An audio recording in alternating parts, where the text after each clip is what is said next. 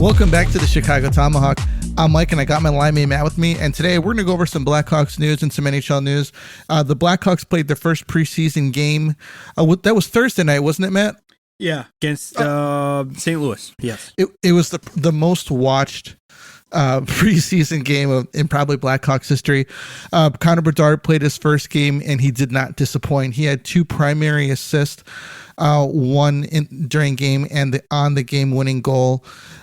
You know what, dude? He for a rookie, man, he looked really, really good. Even though that he is who he is, you know, a lot of times there can be a, like making that jump up to the pros is really difficult. And he seems to be, he wants to play. You know, he's like, look, I got to get on the ice. I got to get acclimated. You know, yep. And send him out there all day. Yeah, he looked really good, man. What did you think? Yeah, he looked really good. He had a really nice sequence of him skating through pretty much everybody and getting a shot off. The only thing that didn't go right was it didn't go in, but I mean, was a threat almost every time he had the puck, which we knew he's gonna be like that. Right. Not a lot of kids, like you said, could, get drafted and jump up to the first line. I mean, you don't see too many guys like that. Like Kaner was one of them, and Crosby, McDavid, Ovi, guys like that, and he's in the same category as these guys. And these dudes are all Hall of Famers, so it's not very often. Yeah, it's not very often that it happens. The one thing that I did notice, Matt, was that Bedard, it looked like people were having trouble getting the puck to him. Like he's open in the slot for a shot, but we could use a Kaner type of player who can get pucks through, Well, if anything, guys are going to be on him, and he's going to have a crap ton of assists, I think. Yeah. And the game-winning goal, I give a lot of credit to Anthony Ciu. I mean, he saw Connor. They were all kind of drawn to him. Right. He turned up the jets, and he got behind the defenseman, and all Connor had to do was lead him a nice pass, and he buried it. And that's a guy I think who could really benefit from playing with a guy like Bedard, Anthony Ciu. He's got that weapon, that speed, and now he's finally got someone who can get it to him, which, this guy could get 30 goals this year if he gets time with this guy. Yeah, I agree. Looking at Anthony Ciu, he was kind of a ways back too when Connor got the puck. Oh, he blew by him. Oh yeah, absolutely. And he, like you said, he turned on the jets. By the time that the defenseman realized that he was putting in the effort to get by him, dude, he had no chance. Like, I think Anthony Ciu is at top flight by then. Oh yeah, that was a great heads up play by him. Absolutely. Yeah, and Connor got it right onto his stick, and he just poked it right through. Anthony Ciu is a very kind of question mark type of player. Not as bad as Kurashev, but it's like, what are we going to do with this guy? This is a guy who can use his speed to get pucks on net, which is a big deal if you've got somebody trailing him. But is that something that the Hawks are going to try to that they're going to try to bring out? Is Reichel going to be able to get this guy in stride? Reichel looked really good. They say that Reichel and Anthony Ciu are going to be playing together because Reichel likes to play with a lot of speed. I think we're going to see a lot of flip-flopping until something goes right. But like I saw that one play in OT, Anthony Ciu looked like he's a good guy to fit in with Bedard. Yeah. Maybe put Taylor Hall up there too, but I personally like to see that. You got a world-class center. You got a pretty good Taylor Hall's I don't know what Taylor Hall is. He could shoot, he could pass. He's just a good all-around player. And then you got speed.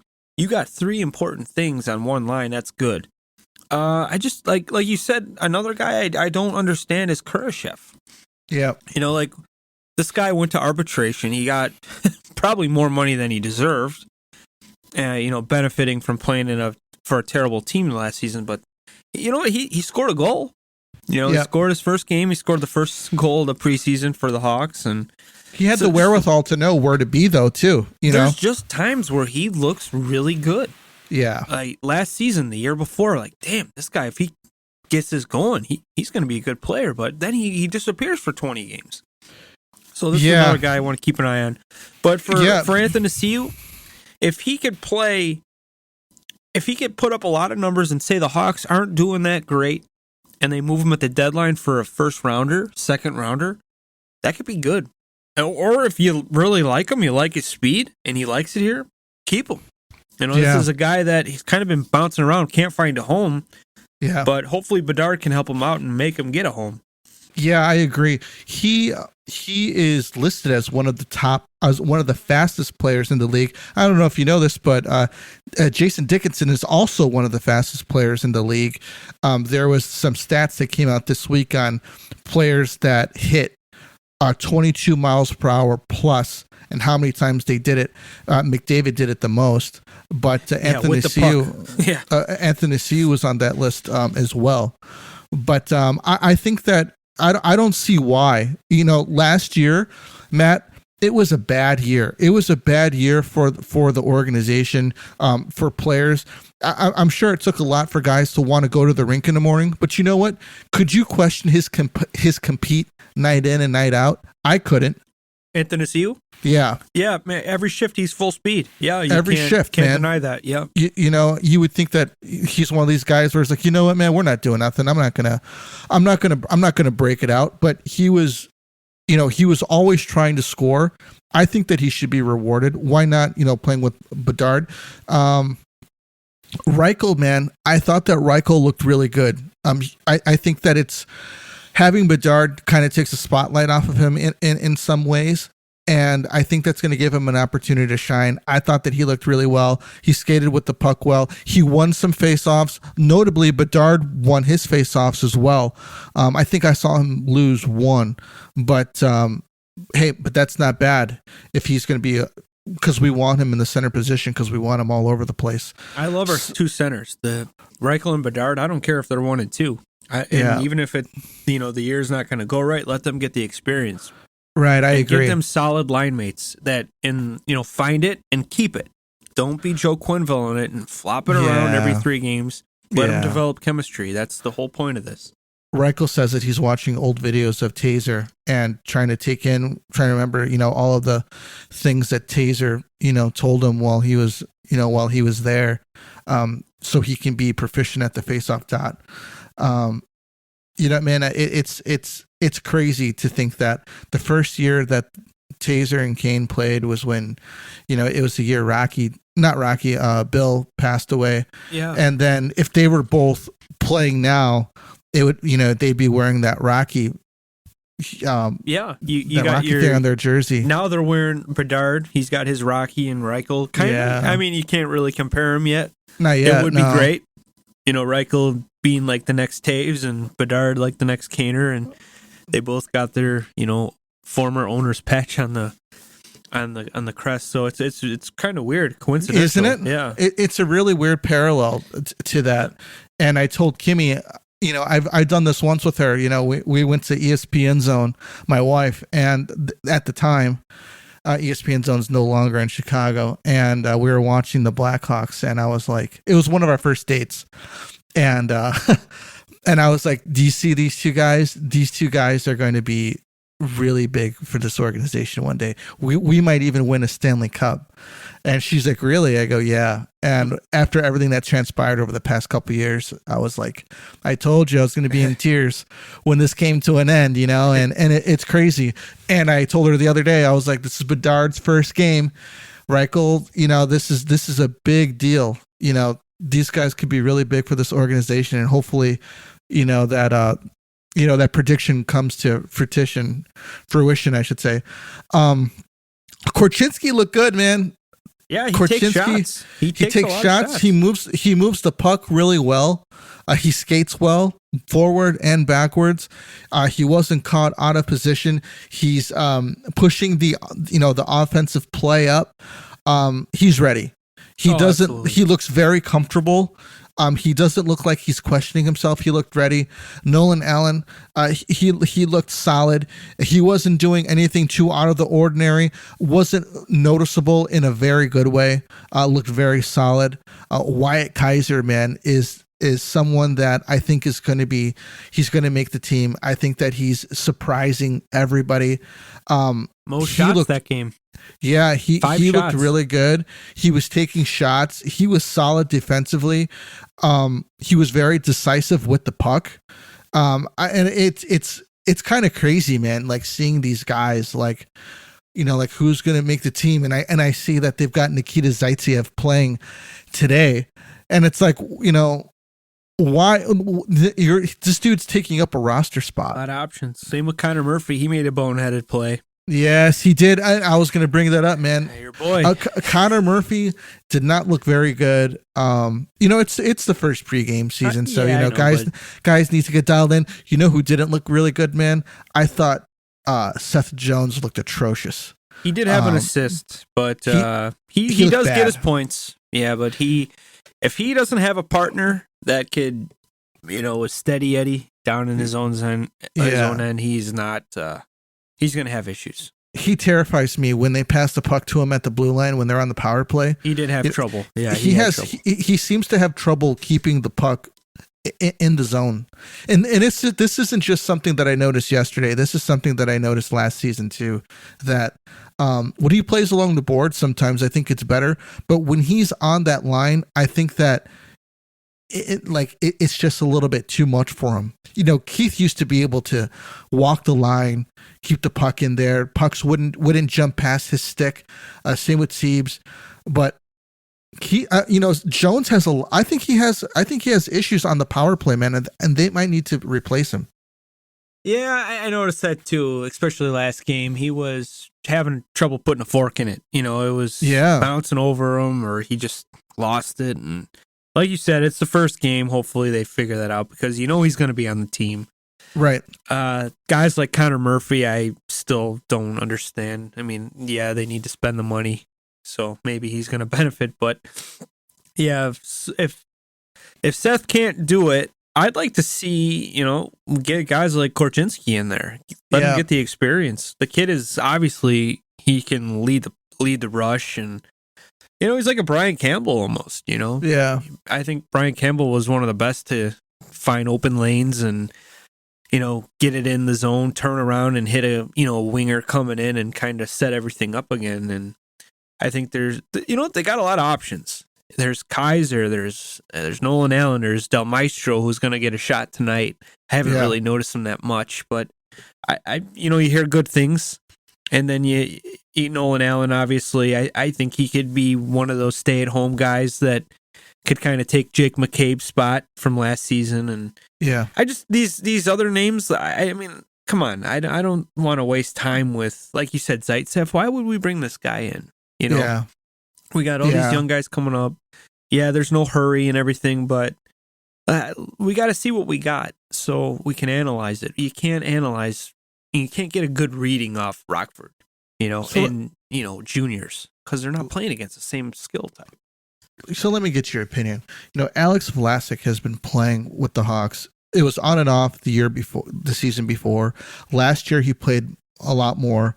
This year, you know, he's looking to crack the team full time. I think that it's really disruptive to this guy's, you know, him getting that confidence, being able to head to the rink knowing that he's going to play.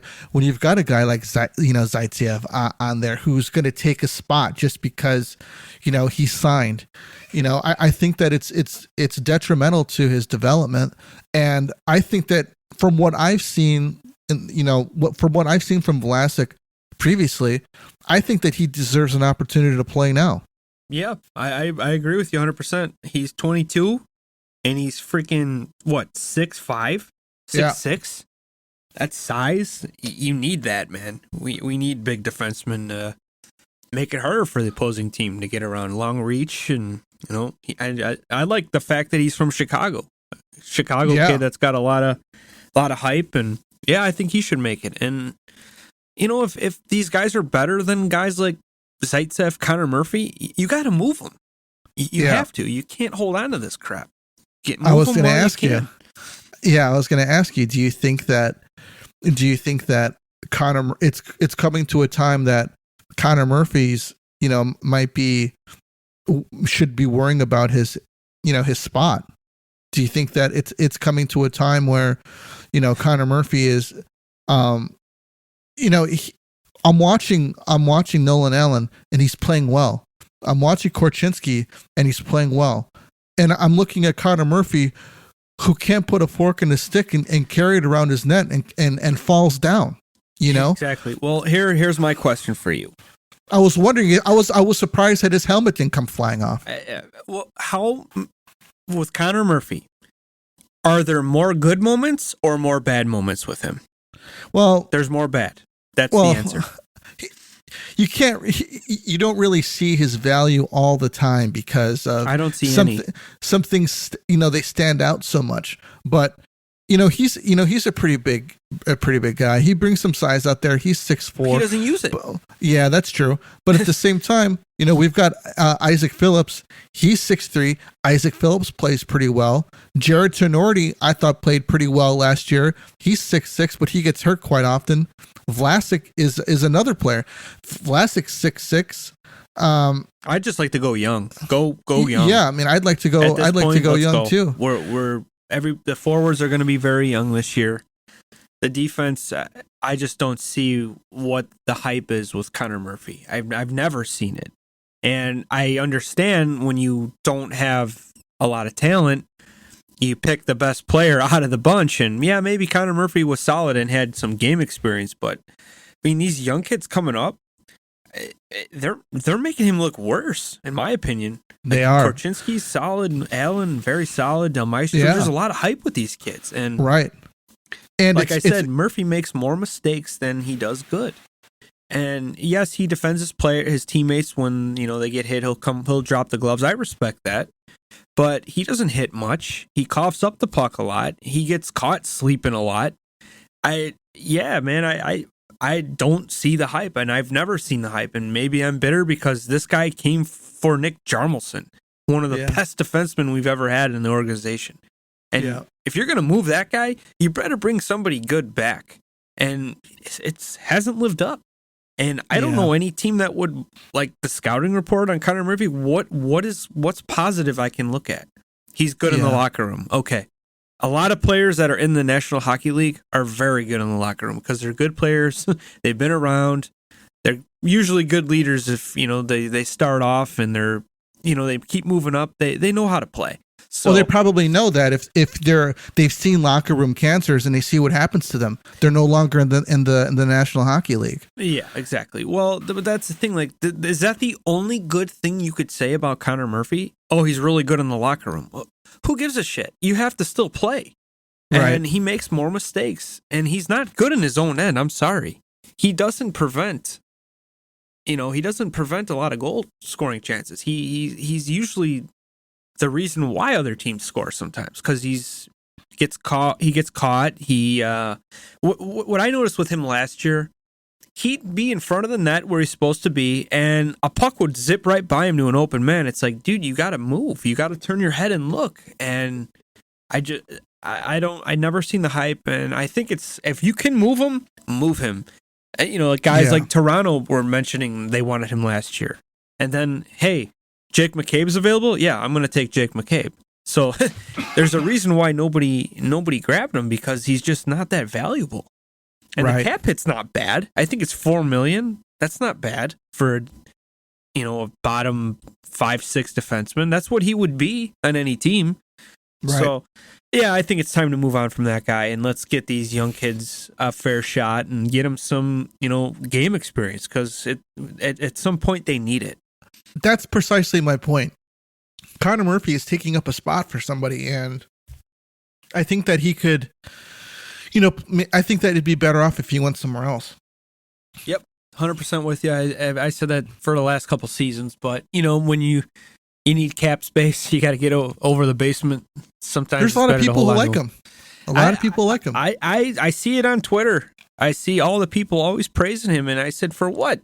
What are you praising the guy for? Just because he's Connor Murphy? I mean, what did he do that you like him so much? Like I said, there's just more. There's more turnovers. There's more reasons why we got scored on because of him than he prevents. I don't see a big block shot. It's just give the guy the position. Oh, he's really good. Oh, okay. If that's your reason, I guess. But it's time. I think it's time. If they can move him, move him. Where do you think that Toronto will come calling? No. Toronto, I think probably, I don't know if you watched their last, well, if you look at their roster, dude, they look probably like the best Toronto team we're going to see. The only thing they need is a goalie, and I think they're going to go hard at the deadline for a goalie. I mean, I love the acquisitions of Tyler Bertuzzi and Max Domi. Those guys are playoff guys. They're guys that you want out there throwing their body around, doing whatever it takes, and that's what they lacked the last couple seasons.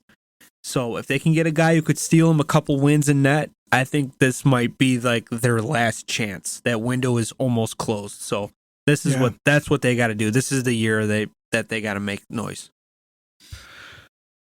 Hawks lost their second game to the Wild, 3-2 in OT. Savoy was taken off in a stretcher and still hospitalized in Minnesota. That's pretty scary. He was supposed to be an up and coming player, this season. So it's hard to see. And it sucks, man. You have these guys who are competing for roster spots, trying to make it in, and they get injured. It happened to Wyatt Kaiser, happened to Ian Mitchell. It happened to who else did it happen to? There was another notable person. Yeah, man, and it sucks because like they just can't bounce back after that, and it's terrible that it happens to guys.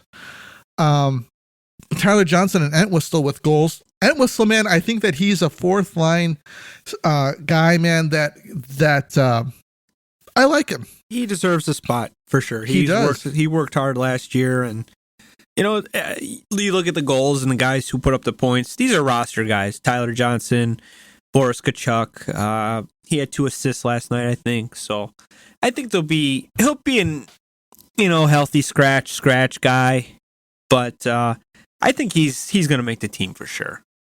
Right. Soderblom played the whole game and stopped 29 of 32.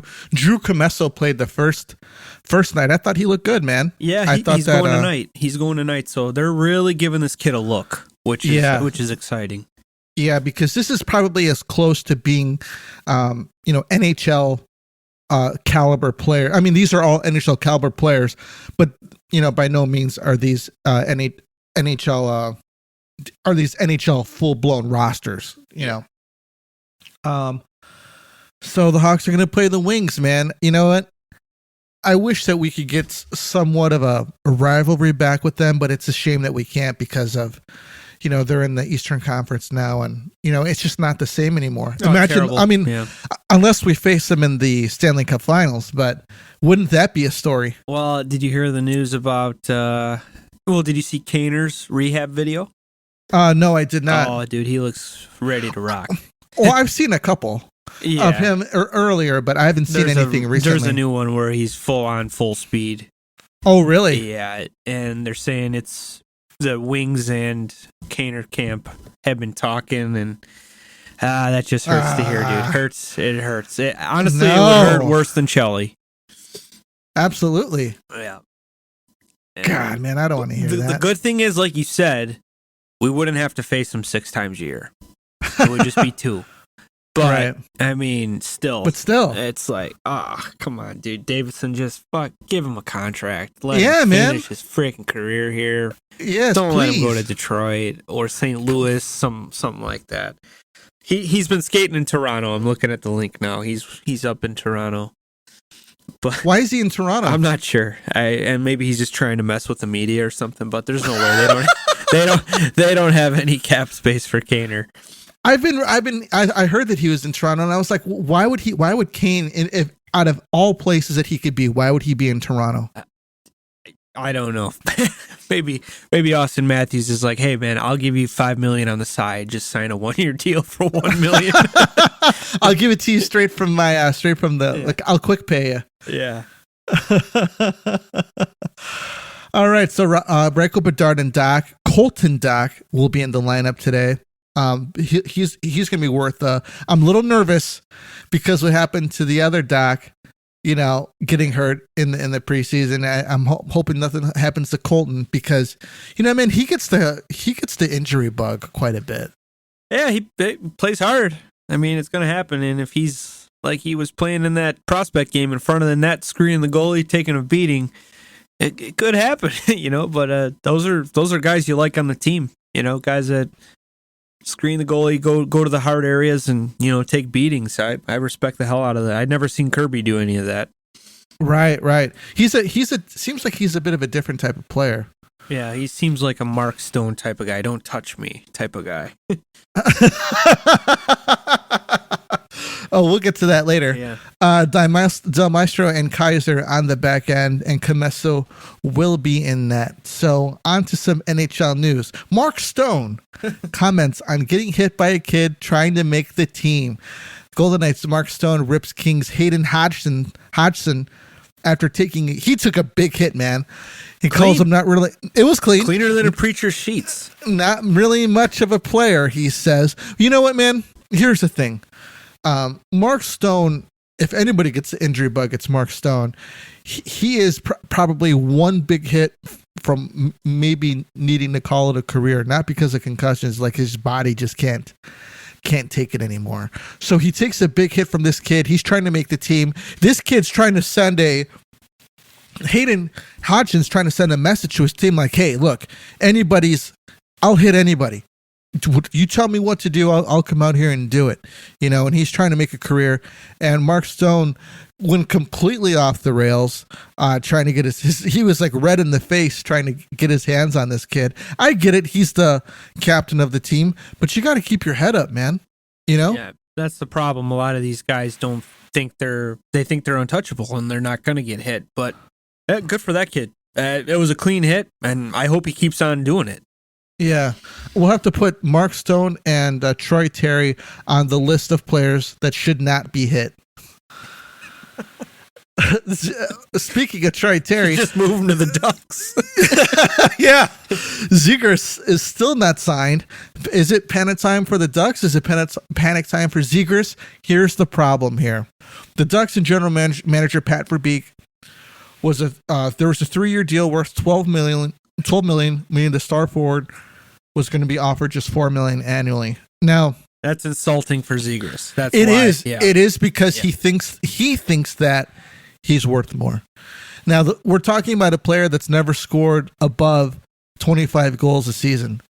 And I don't think that he is. I don't think that he's worth that kind of anything more than that 4.5 million dude tops for this guy.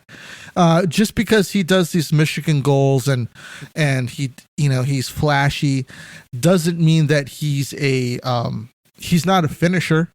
Have the Ducks gotten any better with him? No. They're at the bottom of the basement with all of the other shitty teams. As a matter of fact, he's even worse because last year, the Ducks tried to field a team with this kid, and the Hawks, purposely, it seemed like they were trying to throw the season so they can get into that Connor Bedard sweepstakes, and the Ducks still suck worse than the Hawks. So, I don't see it with him. Yeah, I don't think Gibson in that a goalie, yeah, and they had a goalie. Yeah. So, here's my thing with Zegras. I don't see it with him. He is looking at other players, obviously, that make that put up close numbers, comparable contracts and stuff. I think that he's saying he wants to be paid like Cole Caulfield, and I think his salary, the cap hit is like at $7 a year. I think he's looking for, and the Ducks don't want to do that, and so it's almost getting to the point where it's going to be a big distraction. Yeah, and if he's not playing an opening night, I think that's a loss for both parties. So I mean, if I'm Verbeek, Verbeek was a good player back in the day, dude. Good player. He knows the game. If you does he? You know what, man? I wouldn't take Leo Carlson over Adam Fantilli. I'll tell you that right now. Yeah, I don't know about that one. Maybe yeah, good. I mean, I'm happy for Columbus because shit usually goes wrong for them all the time. Yeah, and they got a guy who can probably score 40 goals, maybe. They almost fell out of their chairs. They're like, you freaking kidding me right now? Yeah, so you do have a point there, but if you don't plan on re-signing the guy for what you want to pay him, now is the time to move him. You will get a huge haul for it. You know, you hear Buffalo that they want Zegras, so you could say, hey, yeah, give me a first rounder, give me your best prospect, give me a current NHL guy, or you wait till someone offer sheets him, which I don't think is going to happen. But it's getting to the point where it's going to turn into a huge distraction, and it's going to be the main story of the season, Zegras' contract, blah, blah, blah, and it's really distracting. They better get it going, otherwise it's going to be another probably last place finish. It probably will be anyway, because there's rumbling of Gibson not happy, and he doesn't want to play. So, and if jumping to Toronto again, if I'm Toronto, I'm gonna be like, hey, yeah, I'll give Gibson a shot. You know, maybe at the deadline we'll work something out. But this I don't see what road the Ducks are like. What are they doing? Because that Draisaitl guy that they have, or I forget his name. I don't think it's Draisaitl, but it's another top prospect. He's not signed either. So there's something going wrong there, and I think they need a new road, a new vision. Maybe start over a little bit and move these guys around, because it's getting ugly, man. It is, and it shouldn't be as bad as it is right now. At least I don't think it should be.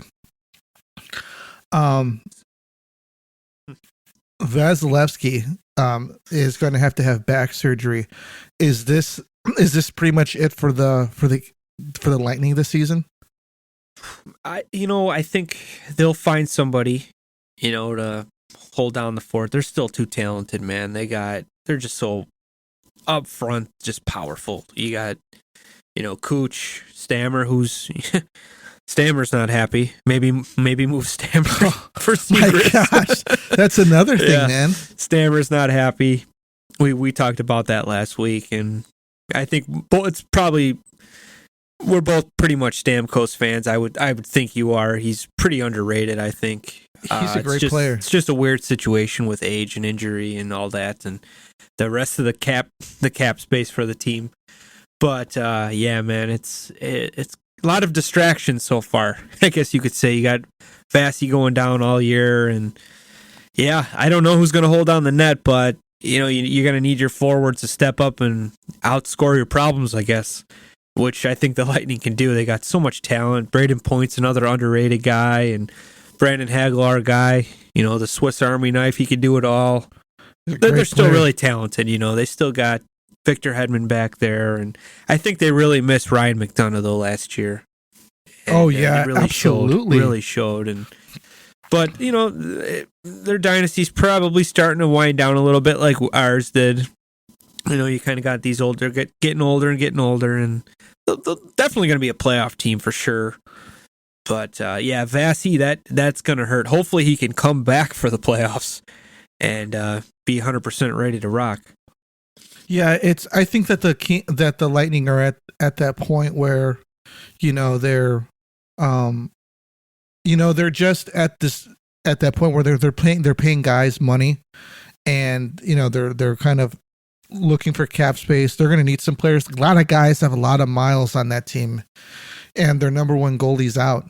And we're not talking about any goalie too. Like, we're talking about other world,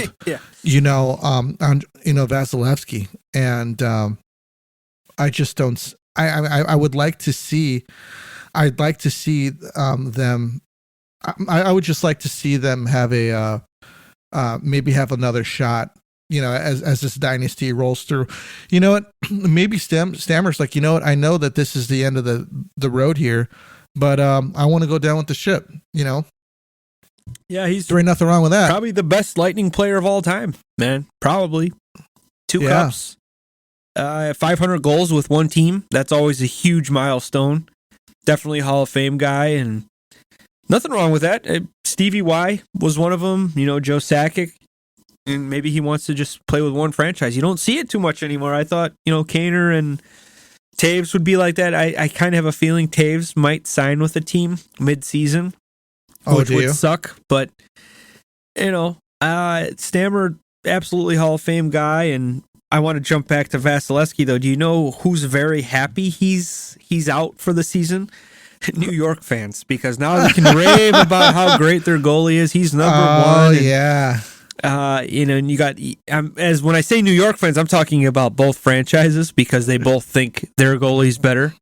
Sorokin with the Islanders. Sorokin's good. He's really good, dude. He is good. And then you got Shesterkin, 2 Russians. Well, you know what? So I would, can we even say that Sorokin's might be better because he plays on he played on a bad Islanders team for a long time, and he kept them in it, which isn't necessarily the story for Shesterkin because Shesterkin has had some offensive help from his team. Always, always. So you hear a lot from Ranger fans that they think they have the best player in every position. It's really annoying. Adam Fox is the best defenseman. No, he's not. Not Sorokin. Shesterkin is the best goalie. No, he's not. He's a good. Panarin is the best. I love the Breadman, but he is not. He's top 10 probably, but when in the playoffs, he's probably the bottom. Dud. Yeah. Dud. But Sorokin is a good goalie. He is a very good goalie, and you know what? They're really good friends. You see them working out together in the summer. It's like, geez, you guys are on like one of the biggest rivalries in hockey right now. Ranger fans and Islanders fans, they just hate each other, and these guys are just hanging like no big deal. We're getting paid, we're playing in America. Yeah, making millions. Yep, and we're laughing at you guys because we don't care. We're cashing our checks. So. Dude, Sorokin is going to get paid one day, man. Yeah, and they'll have the money to do it. They got the money to do it. They're a very boring team to watch, but they are. I like what they did last year with getting Bo Horvat, get Barzal some talent to play with. Barzal's got to get it going, dude. He needs help. Yeah. He's a great player. Do you think Bo has do you think he'll have a chance to hit 40 goals this year? Yeah, I think he can hit 40 if he gets the time. He's like Kyle Connor, man. He's like that quiet 40-goal scorer that nobody knows about. That's another team that's so boring. The Jets, but they find a way to be competitive every year, and just they're really close to the playoffs, or they make it. So that's another thing. If they move Hellebuck, I think it's going to be a rebuild. They're probably going to start moving on these guys, and they'd have to. Yeah, but if I'm Toronto, man, you got a lot of options out there for goaltending, and I think Toronto is thinking, hey, we're up against the cap, we're gonna ride it out to the deadline and see if we can, just win by scoring 7 goals a night, stuff like that. Then you got Gibson, you got Hellebuck in the mix, and who knows, maybe a young goalie will be out there, like a young backup, kind of taking the reins off of a current, team, and they're moving on from another goalie. So you never know. But I think, like I said earlier, I think Toronto, this is the year to do it. Yep. And if they don't do it this year, it will not happen with this core. And everything looks pretty good. The back end is okay, but I think the goaltending needs to be addressed. Maybe we should have Jake Hahn on, get a regular season preview going for some of these squads. See what he thinks. I love what they did. Tyler Bertuzzi's a stud. I think he's going to help a lot if he could stay healthy. They showed a picture of him on I think it was last night, actually. I was watching clips. He doesn't tape his stick, the knob. Who doesn't? Tyler Bertuzzi. Really? He plays without tape. Yeah. Oh, that's right. I saw that. What a psycho. He doesn't have a knob. He doesn't, he wears the old school elbow pads and he shows them. So he's just, every team has one. I know all the teams I play with, you got a guy that never would tape his socks. He would use shoelaces. He would do just weird, quirky things, and he was still good. It's like, yeah. And when I look at this guy, it just looks like he left the trailer park. He grabbed his bag and go right to the rink. But dude, I love the guy. Man, I love the guy, and I'd love to buy his jersey, but I got a rule: I'm not buying 1-year deal jersey guys unless I'm only waiting until they get locked up or something. And even then, I got bad luck. The last jersey I got was Brian Campbell in like 2009. He only played 2 years here, and he had that massive deal. And I still love Soupy, but this is a guy, man, you root for, and I think he's going to be a fan favorite in Toronto. He still won a cup, though. Soupy still won a cup, though. Yeah. Yeah, he was a big reason why probably one of the better defensive defensemen on that core, for sure. Yeah, which is didn't expect odd that. To say. Yeah. He played excellent with Hammer, man. Hammer needs to have his number retired, dude. Yeah, I know you were talking to me earlier about you're pissed off at I am, man. Seth Jones. Yeah, that's just something that could have been addressed, I thought, with management. That's kind of a Bowman screw up. And even a Taser, like, hey, you can't. No, sorry, you can't. Like now, even with Sharpie, no one's wearing number 10 because Corey Perry wanted it, I believe. And yeah, he did. That's what should have been said about number 4. For sure. So if they're not allowing people to wear number 10, they shouldn't be allowing. They should say, "Hey Seth, hey man, look, we're looking to retire this dude's jersey. Why don't you just change it? Yeah. Can you change it to something else? You know, we've got number 8. You know, I don't think what's his name, man? He used to be a fighter for us. Cam Russell's gonna be too upset about it if you take his number. Yeah. And obviously, Patrick Poulin's not upset because we've got Wyatt Kaiser. I think he's wearing 44 now. What did Nick Leddy wear? Was Nick Leddy number 8? 8. Was he? Yeah. I thought he wore number 8. Yeah, I know he's number 2 now because he wanted to honor Keith. He said Keith was a big impact on him, and really, yeah, he liked Keith a lot growing up too. He said. Well, I'm just happy for Tony Amani because Tony Amani is well deserving of that number 10 retirement too. 6-time All-Star captain. His numbers are better than Sharpie in less games played, I think, too. Yeah. So just the 3 cups probably is going to push Tony out of the way, though. Did Saad win 3 cups with us? 2. No, just 2. That's right. Same he with wasn't Shaw. There for the first one. Shaw and I think everybody who won 3 cups should have their number retired. It's a lock. It's just a lock. If you have your name 3 times with the Blackhawks, you are a lock. So right. Yeah, I don't know what they're doing with that. And I know you also said we were kind of joking a little bit about Reichel with 27. Yeah, man. I think guys like us, you know, like kids growing up that, you know, worship Roenick. I know I did. When you played street hockey, he was the first guy. I'm Roenick, you know, I'm 27. And I think the way it ended with him and Bill, it probably is not going to happen because there's a lot of words exchanged. And I joked with you. I said, when Rocky got the team handed down to him, the first legal thing was, do not retire 27 or you're not getting my team because I hate that son of a bitch, something like that. So that could be it.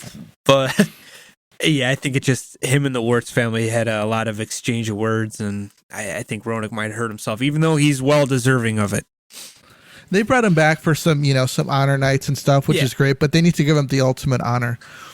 If there's any player other than Bedard right now that you would get their jersey, who would it be? On this current team, man. You know, I don't know, man, because I maybe Korchinski. I really like him. I'm not big on buying names now. I learned my lesson because I bought Havlat when he first came here, and it only ended up for 3 years, and before that it was just Amani. I used to wear my Amani Coho captain jersey. Oh man! And I ended up running into him at Johnny's Ice House when he was with the Flames practicing the morning skate, and he signed it. So I'm afraid to wear it. And I wouldn't. I do have a Balfour jersey, but that's in a frame right now, and that Amani one should be in a frame too. It's going to be. Yeah, I'm gonna get that signed up and hung up, and I got gifts of Taves. Obviously, I have a Keith jersey somewhere. I don't know, man. I think my next jersey would probably be a Probert 24. I want to get the black one, the third one. Oh yeah, and I'd want to get Roenick or Probert. And that I don't know, man. I don't know. Maybe I'm just feel like I'm too old to be wearing jerseys that are like, you know, they're kids. You know, sure. I don't know. I like the old school guys a little bit better. I do too. But Yeah, I do. I am a jersey collector, though. I do have a lot of different, I have the Mystery Alaska jersey from the movie. I have Slapshot, the Chiefs, and I got some college jerseys and some countries. I got a Russian Ovechkin and a CCP Tretiak and Team Sweden Lundqvist, the Team Sweden Forsberg, and and I got the Winter Classic 2009 and the Heritage. Actually, it was a Winter Classic against the Blues that one year with the cool 1961 logo. Okay. So I really like that one. I don't know, man. If I had to buy a jersey though now, it would probably be a 99 Dallas Belfort jersey. I just cannot find them anywhere. Oh, wow. But it's the away one. I love the dark one. It looks good. Yeah. Just can't find it, man. Yeah. It's kind of funny. It's, you want to get that player that sticks around for a long time. I think I might try and find myself a Jarmelson jersey, man. Like you said. I kind of want to take a chance on somebody that they can be like the next guy, Well, it's Bedard. Obviously, I got a Bedard jersey. I got the Bedard jersey because it's one of those like he could be one of the best ever, and you gotta have that one. So, but I don't know, man. Wyatt Kaiser is standing out to me, man, like this dark horse that came out of nowhere. There were some other guys that were ahead of him that were really good, and he just stood out, and he became like our next Seabrook, or our next, or who knows, maybe he's our first Wyatt. Do you know what I mean? And I'm really excited about this kid. Yeah, but he's got to be playing. He's got to be playing every night for me to get his jersey, though. Oh yeah, you know what? I think he's gonna make it. I think he'll make it for sure. They got some good hype with this kid. Obviously, they put a C on him in that prospect game. That means something, dude. So they obviously see a lot in him. I just think I think Eric Daze is going to be pissed at his 55. About Korchinski? Yeah. And Panger, the first game was saying that. Oh, look at Korchinski sporting Eric Daze's 55. I was like, dude, this guy's awesome. I thought Panger, he's been good, man. Panger's been good. He did a good job. Yeah, I like Panger. How about Foster's delivery of Buchnevich? Never mind that. Did you see what he said? The Hawks don't have a shot this period. What? He said the Hawks don't have a shot this period. They were at 5. Yeah. What? I think I remember hearing that. I was like, hold on a second, dude. Bedard just had a shot like 2 minutes ago. It was actually one-sided for half of that first period. It's so awkward. Like I feel like I'm in the booth behind him when he says something awkward. I like put my head down. I'm like, oh, what are you saying? And I feel bad for Panger at times because he's trying to say something goofy, and Panger's like, anyway, that was a nice save. Holy jumping. Yeah. Well, all right, everybody. That's all that we got for you this week. We'll catch you next week with some more Blackhawks action, more NHL news. Until then, this is the Tomahawk, and we're out of here.